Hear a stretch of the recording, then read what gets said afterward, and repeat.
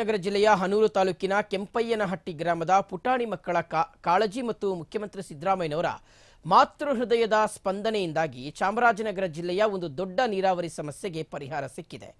ಗ್ರಾಮದ ಕುಡಿಯುವ ನೀರಿನ ಸಮಸ್ಯೆ ಕುರಿತು 5ನೇ ತರಗತಿ ವಿದ್ಯಾರ್ಥಿನಿ ವರ್ಣಿಕಾ ಬರೆದಂತ ಪತ್ರಕ್ಕೆ ಓಗೊಟ್ಟಿರುವಂತ ಸರ್ಕಾರ 490 ಕೋಟಿ ರೂಪಾಯಿ ಮೊತ್ತದ ಉಡುತೊರೆ ಹಳ್ಳ ನೀರಾವರಿ ಯೋಜನೆಯನ್ನ ಬಜೆಟ್ನಲ್ಲಿ ಘೋಷಿಸಿದೆ. ಕಳೆದ ವರ್ಷ ಜುಲೈನಲ್ಲಿ ಕೆಂಪಯ್ಯನಹಟ್ಟಿ ಗ್ರಾಮದ 5ನೇ ತರಗತಿ ವಿದ್ಯಾರ್ಥಿನಿ ವರ್ಣಿಕಾ ಅವರು ಮುಖ್ಯಮಂತ್ರಿಗಳಿಗೆ ಸುದೀರ್ಘವಾಗಿ ಪತ್ರ ಬರೆದಿದ್ರು.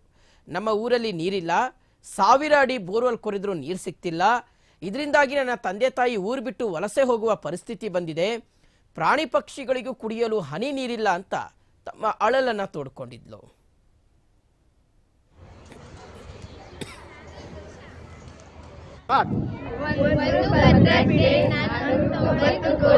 ಬಿಡುಗಡೆ ಮಾಡಿದ